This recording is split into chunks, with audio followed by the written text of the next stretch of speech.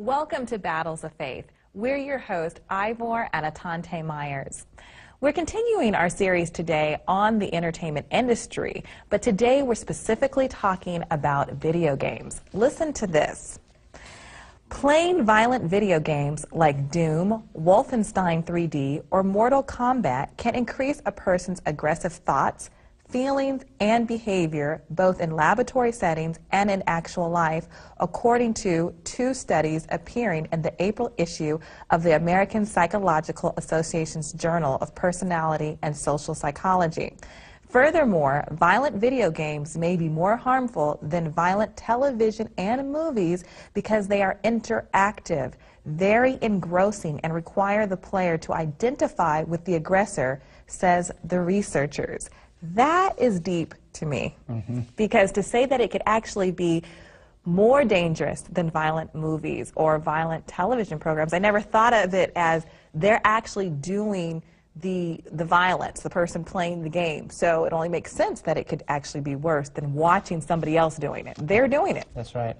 One of the words, a couple of the words you mentioned in there are striking, because it mentions that this, the video game industry, or video games in itself, can have an effect upon the thoughts and the feelings, or the emotions, is what I believe you said. And we've seen in other programs that those two things combined, the thoughts and the feelings combined, make up the moral characters. So here you have a secular source, and what was the source of that anyway? It was the American Psychological Association. Okay, the American Psychological Association saying that video games can actually have an effect upon our characters, basically. And so this is an issue that is really taking the world by storm. Video games have exploded upon the scene, and I mean, young people all over this planet are becoming more and more engrossed in video games, even so more now than movies and music, which is amazing. It's true. It's taking up so much of their time. In other shows, we mentioned that young people are playing at least 7 hours of video games, and probably even more now in a week, in a 1 week period. But I want to say that in this program about video games, there are so many adult men who are very addicted to this program. I was talking to someone the other day who just said that's all my husband does once he comes home from work. It used to be, okay, all they want to do is watch sports or sit on the couch and watch the news or whatever. But that's all she said he does. And then he even made the comment that this is the only thing that makes me happy. And she was so taken aback by that. She was like, well, what are me and the children doing here? But the point is that it's so addictive. Right. And it's not just for young people. Right. Let's look at one of our definitions on this program today, because you mentioned that one of the reasons they said this was so dangerous is because it is interactive. So let's look at that word interactive. The word means this: acting or capable of acting upon each other. Now that's amazing, Atante, because what interactive means, and in the context of video games, is this. It not only means that we have the ability to act upon the game, but the game also has the ability to act upon me. Wow. You see? To act upon my character, my thoughts, and my feelings. And so while we call the name of this program today the game of death, okay? So while we are playing this game, we don't realize that the enemy of souls is playing a game with our souls, and we're calling it the game of death. And again, people look at it and say, well, you know, it's just a game, but the fact is that it has actual, it is capable of acting upon the thoughts and the feelings, thus forming our character. That's right. And I know that we'll be talking more about this later on in this program, but I don't understand why parents allow their children to play these games where their children actually have to do the killing and have to do the aggressive fighting in the video game, where the Bible, you know, is clear, especially about killing. Thou shalt not kill. So why should we practice on video games? Right. Well, you know, I think we'll find the answer in Genesis chapter 3, and we invite you to open your Bibles with us. We're going to take a look at Genesis chapter 3, and we go here quite a lot because there is so much packed in Genesis chapter 3, and especially in light of the subject that we're dealing with. But I want to share something with you in particular in Genesis chapter 3. We read here this story again of Adam, or rather of Eve, and her dialogue with the serpent, okay? And God tells her, don't eat from this tree, and the serpent comes and says, it's all right, you can eat from the tree. Now, one of the interesting things about this, Atante, is that the serpent was talking, okay? Why was the serpent talking? God did not create a serpent to talk. That's so right. This is one of the things that attracted Eve. How is it that this serpent is talking? Well, it's assumed that this serpent, he's hanging around the tree of what? Knowledge of good and evil. And he's saying, Eve, listen, eat from this tree. Nothing's going to happen to you. I think it's safe to assume that the serpent himself had already taken from the tree and said, hey, look, or pretended that he took from the tree and said, hey, look, nothing's wrong with me. That's what I imagine when I think of that scene. So watch this now. There was a demonstration of evil. Okay? Now, I want to focus in on that theme for a moment. I want to put the word up, demonstration. What does the word mean? Demonstration means to present by experiments, examples, or practical application, to explain or to illustrate. Okay, so this is what Satan did. He knew that Eve would not have gone out and ventured out on her own to do this evil, so he had to first give her a demonstration. Okay, now what did the demonstration do? It made her think that, oh, look at him, he's fine, nothing happened to him. That's right. The demonstration rendered evil harmless. You see, so once Eve decided in her mind, well, God told me not to eat from this tree, but according to the demonstration that I have seen, there's really no evil here. The serpent isn't harmed. The tree looks good for food. And so what that demonstration of evil did is it broke down Eve's resistance. It broke down her barrier to evil, and in this way she was deceived. In this way she was lost. And I want to suggest today that the same thing is happening through these so-called video games. They are demonstrations of evil, and because they're only what? They're demonstrations. Parents and people see no problem with it because it's not the quote-unquote real thing. It's only a demonstration. But we need to understand that what the demonstration does is it says in the mind of a young person, oh, what I am doing here on this video game killing is not evil, because the killing is only happening in demonstration mode. And I think all the parents of those children who actually committed the crime and did school shootings never would have thought that the video games that they purchased and allowed their children to play and participate in could have actually trained them to be killers. That's right. They didn't think, you know, they just thought, hey, this is what young people are doing. It's innocent, it's fun, it keeps them at home.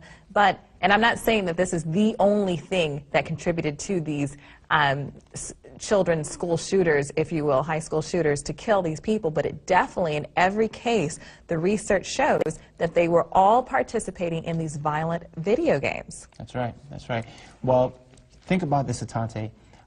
A lot of times, and again, we've traveled, and sometimes I'll go to churches, and I'll see young people in the church with their video games. With the little Game Boys. With the little Game Boys, and they're just, you know, and I'm looking at them going, wow, you know, here we are in church, and their minds are consumed. I've had parents call me or email me and say, my child is locked away in his room. He will not come out. He will not take breaks. He is totally, totally, totally addicted to the video game. What can I do? And again, I know for a fact that these things started out innocently. At first, 20 minutes, then half an hour, then an hour, and it keeps going and going, and the addictive factor is there, just like we've seen in all our other studies dealing with sorcery.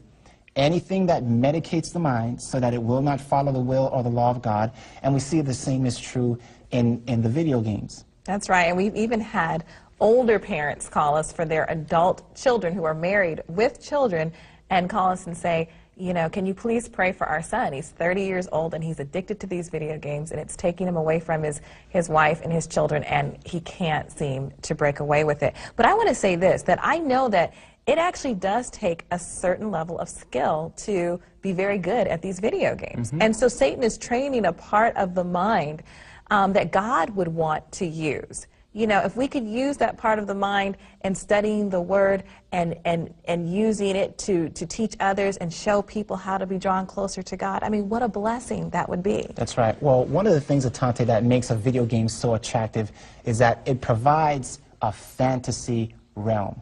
And that's one of the reasons why people think, oh, this is harmless, because it's just a fantasy realm.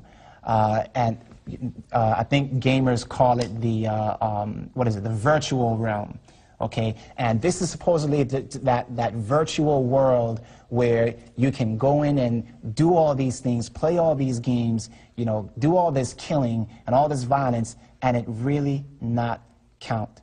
But I want to throw some more words up on the screen. I enjoy looking at words because when you study the origin of words, you find out that there is more behind the scene than what we understand. So let's look at the word fantasy for a moment. And we'll put it up on the screen. You'll see there the word fantasy, which we spell as F-A-N-T-A-S-Y, was originally spelled P-H-A-N-T-A-S-Y, fantasy, with a P-H. Okay? And the reason why the word fantasy, we'll put fantasy now on the screen. This is what fantasy means. It is imagination unrestricted by reality. Okay? Well, that doesn't sound so bad. Right. But let's take that word a little further. And if that word fantasy looks familiar to you, it's because it also comes from the word phantom. Phantom. Okay, well, what is a phantom? I don't have to read the definition to you, but you'll understand. We're going to put this word up on the screen. The word phantom is this: a ghost, an evil spirit, something sensed while having no physical reality. Okay, so let's put these things together. When we talk about a phantom or a fantasy world, we're talking in reality about a spirit world. We're talking about a world where we are dealing with not flesh and blood, but against what? Spiritual wickedness in high place. And I say, oh, come on, you know, are you telling me that what I do in my fantasy life actually counts? Well, remember, Jesus was having a discussion, I believe it was on the Mount of, the Sermon on the Mount. Right. And he said something that was absolutely astounding. Here's what he said. He said, you have heard it said that you shall not commit adultery. But I say unto you that if you look after a woman to lust after her, where? You've committed adultery in your heart, or That's in right. your mind. In your mind, you know? Or we might say in your fantasy life, right. You are still guilty. In other words, the law of God penetrates even into the fantasy realm, the spiritual world, even into that place where we have our own private thoughts and feelings, so that if you do the act, even in the fantasy realm, Christ said, it's still as good as sin. So when we're playing these video games and we have to kill this person and that person to get to the next stage or the next step, that is still sin in God's eyes? You know, think about it like this, Atante. Many people out there, there are a lot of men out there that struggle with pornography, right. Okay? Now, they may not be in the act of physically committing adultery, okay? But they're looking through these magazines. Now, Christ deals with that very issue, and he says, look, if you're imagining this thing, you may not even be looking at a magazine. You may just be in your own fantasy life imagining these things, and Christ says that even there the law of God penetrates, so that it is written in the books of heaven as sin, as evil. And so the devil says, hey, you know, it's just a demonstration. It's just fantasy. But Christ says, no, not so. In fact, Atante, you'll realize one of the reasons. In fact, let's go to Genesis chapter 6. Genesis chapter 6, and some of you may actually already know this, and some of you may not. But there was one reason why the people in Noah's time were destroyed, and the Bible gives us that reason. And you'll be surprised. Look what it says in Genesis 6, verse 5. The Bible says there, and God saw that the wickedness of man was great in the earth, and that every, what, Atante? Imagination of the thoughts of his heart was only evil continually. Now, I'm sure they didn't have video games back in Noah's day. Maybe they did, I don't know. But what the devil understood this principle of providing a fantasy or an imagination realm in which men felt that they were comfortable. Men were deceived into feeling they were comfortable enough to feeling that, hey, if I sin in my mind, if I think evil in my mind, and it's not actually done in reality, it doesn't count. Now, what happens is that once it is committed in the heart, it will eventually and naturally play itself out in action. Remember, this whole battle of faith is about keeping our eyes focused on Christ. It's about getting our characters to reflect the character of Christ. It's about getting our image, changing our image from the image of ourselves into the image of Christ. And the enemy does not want that. He wants to divert the mind so that the heel itself will be diverted. Remember, we said that God's mission for the church is to bruise the head of the serpent, according to Romans 16, verse 20. Well, Satan knows that. What controls the heel? It is the mind. And so he says, if I can get into their mind, I can divert them or amuse them, as we saw the word amuse means to divert. I can amuse them and distract them so that they will not fulfill their commission. And again, this is one of the ways in which the devil seeks to do that. This is one of the ways in which he controls our character. He creates this illusionary world and says, it's all right for you to sin here. The law of God doesn't reach here. It's all right for you to kill in this realm. It's all right for you to commit adultery in this realm. I was reading the other day, Atante, there are pornographic comic books. Now, I'm sure that no parent out there would allow their children to read a pornographic comic book. Right. And they wouldn't say, well, it's just a comic book. It's not real. It's just fantasy. You know, it's just drawings on a page. It's just fantasy. They would never say that because pornography is taboo. But now when it comes to killing, breaking God's law, justice, adultery, or any other thing like that, then all of a sudden it becomes okay. And the amazing thing to me, again, is that video games didn't start here. They didn't start like Mortal Kombat. When we were children, Atari came out. That's right. And there was Pac-Man, and you just ate the little dots on the screen, and you needed to get to the little energy thing so that you could, well, I guess so, you had to kill the little monster thing that's after you. But it didn't start as bad as it is now. And so Satan, again, has just started something off really innocent. He's allowed it to take about 20 years or so, and now it is to a point where it is very bad. Matter of fact, there's even video games that they don't just have killing, but there's women that appear on the screen, and they're half-naked women. The purpose of them, I don't really understand. I don't know if you win, I guess the woman appears or whatever. Pornographic video games. I have a friend in Australia who actually mailed me some information on video games, and he's done a lot of research, Stuart Mazaferi. And we've been in contact, and I mean, there's some of the things he's been sharing with me about where the video gaming industry has gone is just absolutely mind-blowing. And the sad thing is that so many parents don't see it. And again, it is infiltrating, I mean, like I said, young people in the church. Satan is sending out this flood. And again, we've been saying this in a couple of programs. It seems like is this picking out a straw, video games? This is not a straw. This is a flood.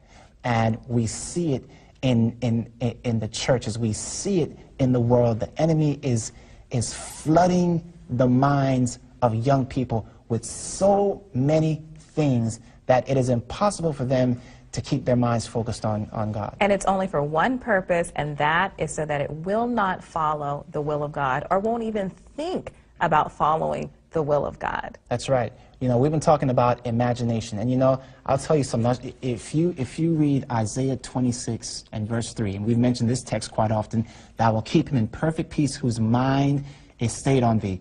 The word there for mind, if you look in your margin in your KJV Bible, you will see the word imagination. Right. "Thou will keep him in perfect peace whose imagination is stayed on thee." And you'll notice the similarity between the word imagination and image. Imagination and image. Through these images in the video game and through these images through the media, what the devil is attempting to do is he is appealing to the imagination, because he knows that it is through the imagination, whoever has the imagination has the heart. You Right. see? So if the devil provides this atmosphere where he says, hey, let your imagination run free, unrestricted, but really unrestricted means unrestricted to the law of God. You see? Then he knows that he can have the imagination, and just as those in the antediluvian age, Noah's time, were destroyed because Satan got a hold of their imaginations, it's the same thing he's doing now. Jesus said, as it was in the days of Noah, so shall it be in the days of the Son of Man. And we're seeing that the imaginations of men's hearts are only evil continually. Atante, I remember the story, reading the story of how Harry Potter came into existence. Mrs. Rowling was on a train riding one day, and she says, Harry Potter, she was sitting there on a train, she says, Harry Potter just walked into her imagination while she was on that train. Right, and she called it, you know, it was a spiritual experience, so, you know, an invigorating experience. She just got this idea that just popped into her head, Harry Potter. Now, I would ask, where did that thought come from? You know, I think it was a thought bomb from the enemy. That's right. And so from this woman's imagination, she begins to put this stuff down on paper, and then through her imagination,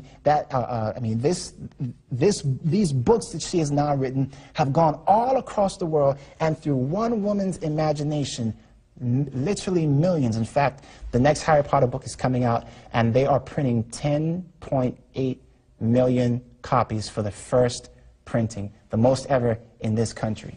Wow. You see, and so the devil is after the imagination, and through just the imagination of one person, look at what damage he can do. Now think about this, Tante. He's got the imagination of the entire Hollywood elite at his fingers. That's right. So all he has to do is inspire and say, okay, this is what I want you to do. All right, I want you to make this video game. Okay, I want you to do this, and it just goes out. Mass media. Think about this, Atante, and you listening out there, watching out there, think about the warfare that is going on between media and meditation. Those words sound alike, don't they? They do. Media and meditation. Both have to do with what goes on right here. We are no longer wanting to meditate on God and His Word because the media is taking control of our lives. The media is flooding our minds through all these different things, and because of it, when we close our eyes to pray, and we don't see any video game illustrations, and we don't see any explosions, and you know, all we see is darkness. The mind it's not used to that. It doesn't want to be in darkness, and that's why we just don't want to sit and pray. It almost seems impossible for that mind to do that, because to meditate is to sit and to be calm and to speak to God and hear His voice speaking to you. Where if we're gamers or training our mind to play these video games, it's just not what the mind is used to doing. It's constantly like moving and thinking. I read an article that was actually supporting the gaming or video game industry, saying that it's actually helping children to be able to be good problem solvers later on in life. And at the end of the article, it was talking about all of the millions of dollars that industry is making. So again, it's the love of money is the root of all evil. It's That's right. huge. They have these big, not conferences, but they pack these big arenas to display all the newest video games and have people come and try them out because there's so much money there to be made. That's right. You know, I can imagine someone listening or watching and saying,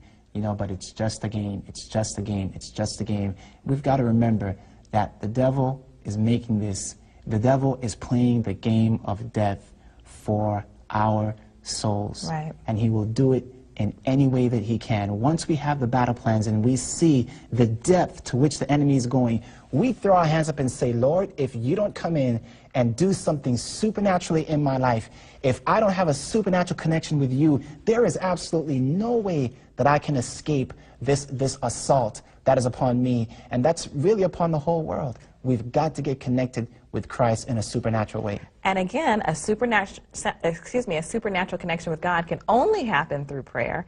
And when we train our mind to just constantly be moving and jumping and whatever it's doing when you're playing video games, it is so hard to concentrate during prayer. You cannot make it. I mean, people can sit down and play video games for hours and hours and hours and hours and cannot pray for that. Like, cannot pray for a minute or 5 minutes. There's a problem.